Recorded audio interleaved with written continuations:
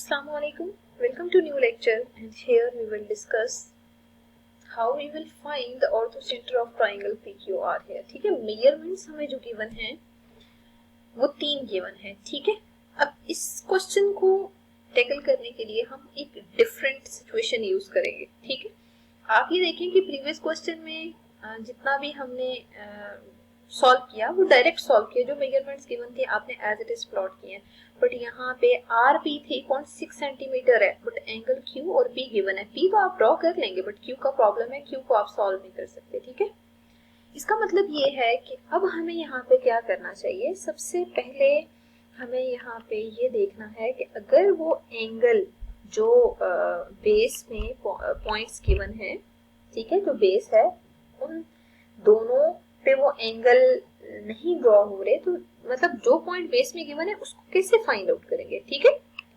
Find out करने के लिए आपने क्या करना है, सबसे पहले रिजल्ट यूज करना है कि एज वी नो दैट. ठीक है, मतलब सबसे पहले हम ये वर्किंग कर लेते हैं.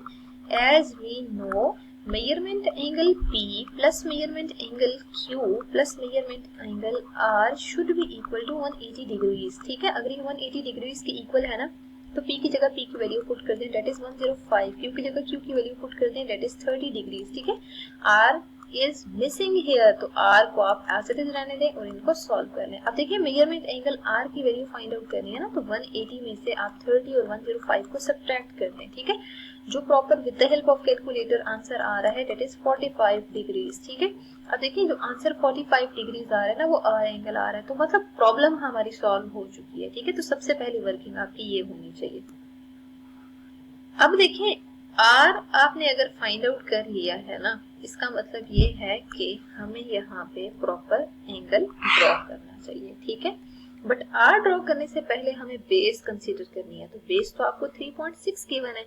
सबसे पहले हम यहाँ पे बेस ड्रॉ कर लेते हैं, डेट इज 3.6 सेंटीमीटर. ठीक है, बट 3.6 सेंटीमीटर ड्रॉ करने के लिए ना, अगेन देखिए यहाँ पे आपको छोटी लाइंस तो नहीं शो हो रही होंगी, but with the help of magnifier मैं आपको दिखा देती हूँ कि हमने यहाँ पे 0 से स्टार्टिंग ली है, यू कैन सी हियर. ठीक है, और उसके बाद फिर आपने यहाँ पे 3.6 तक मार्क किया है. थोड़ा सा मजीद हम एक्सटेंड कर लेते हैं क्योंकि हमारा 3.6 से थोड़ा पीछे है. ठीक है, अब हम क्या करते हैं, इसको मजीद थोड़ा सा एक्सटेंड कर लेते हैं ताकि हम बैलेंस कर पाए. ठीक है, अच्छा, अब हमें क्या करना है, नेक्स्ट वर्किंग में एंगल ड्रॉ करना है. तो देखिए प्रॉब्लम सॉल्व हो गया था ना कि आपने इसको R मार्क करना है, इसको P मार्क करना है और यहाँ पे 3.6 सेंटीमीटर रीराइट करना है. ठीक है, P पे 105 का एंगल है, तो पहले तो हम with the help of protractor 105 का एंगल P पे ड्रॉ कर लेते हैं. तो P पे 105 का एंगल ड्रॉ करेंगे तो आपको यहाँ पे मिलेगा 105,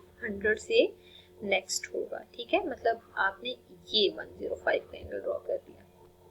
ठीक, अब हमें R पॉइंट पे 40 का एंगल ड्रॉ करना है, तो हम R पॉइंट पे इसको प्रॉपर प्लेस करते हैं और R पॉइंट पे 45 का एंगल ड्रॉ करना है. तो 45 के लिए आपने R से यूं करके 45 का एंगल ड्रॉ कर लिया. बट देखिए पॉइंट ऑफ इंटरसेक्शन अभी भी नहीं मिला.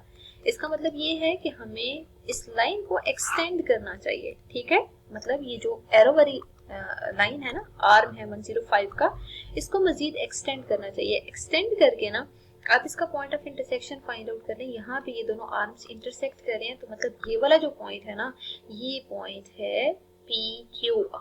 Q पॉइंट मिल गया आपको. ठीक है, यहाँ पे एंगल मेंशन कर लें कि यहाँ आपने 105 का एंगल ड्रॉ किया और R पॉइंट पे आपने 45 डिग्रीज ड्रॉ किया. और 45 डिग्रीज फाइंड आउट करने का जो प्रोसीजर है वो आपसे पहले भी डिस्कस किया गया. ठीक है, मतलब आपने क्या करना है, सबसे पहले वो सारी वर्किंग शो करनी है. अब हम मूव करते हैं स्टेप्स ऑफ कंस्ट्रक्शन पे. स्टेप्स ऑफ कंस्ट्रक्शन में सबसे पहले जो वर्किंग की है उसको यहाँ पे लिख देते हैं. वो वर्किंग ये थी, ड्रॉ अ लाइन सेगमेंट. आपने जो लाइन सेगमेंट ड्रॉ की है उसको प्रॉपर यहाँ पे लिखेंगे. Measurement angle, sorry measurement side है. ठीक है, measurement RP that is 3.6 centimetre. Next working आपने क्या की है, एंगल ड्रॉ किया है. तो मेजरमेंट एंगल R आपने ड्रॉ किया है, दैट इज 45 डिग्री. ठीक है, फिर थर्ड पे आपने 105 एंगल P पे ड्रॉ किया है, तो measurement angle P equals 105 degree. ठीक है, देखिए अगर तो आपने जो वो कॉन्सेप्ट है ना measurement angle P plus measurement angle Q plus measurement angle R equals 180 degree जो हमने अभी previous angle R find out करने के लिए किया, अगर तो आपने ये स्टार्ट में मेंशन कर दिया था वेल एंड गुड, अगर उसको स्टार्ट में मेंशन नहीं किया तो आप इसको यहाँ पे मेंशन कर सकते हैं, ठीक है। लेकिन मैंने क्योंकि स्टार्ट में मेंशन कर दिया था इसलिए मैं इसको दोबारा से नहीं कर रही, ठीक है। अब हम यहाँ पे लिख लेते हैं एक पॉइंट को ना, यहाँ पे मतलब ये जो एरो है ना इसको मैं x मार्क कर देती हूँ, एक को y मार्क कर देती हूँ, ठीक है, ताकि हम प्रॉपर स्टेप्स ऑफ कंस्ट्रक्शन में मेंशन कर सकें। आप लिखें कि rx एंड दूसरा है py, ठीक है, और ये रेज हैं, इंटरसेक्ट एट q, ये दोनों q पे इंटरसेक्ट कर रहे हैं।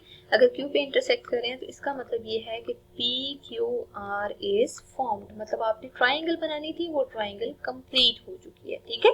तो मतलब पहला स्टेप ही ये था कि आपने PQR ट्राइंगल कंस्ट्रक्ट करनी थी।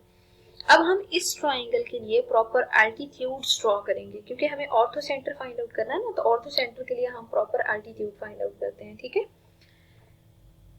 बट ये है कि वो एल्टीट्यूड फाइंड आउट करने के लिए हमें यहाँ पे इस ट्राइंगल को आप कंसीडर करना है, आपकी अपनी चॉइस है। एट द एंड आप इकट्ठे स्टेप्स ऑफ कंस्ट्रक्शन लिख लें तब भी ठीक है, लेकिन अगर साथ साथ लिखना चाहते हैं तो वेल एंड गुड, ठीक है।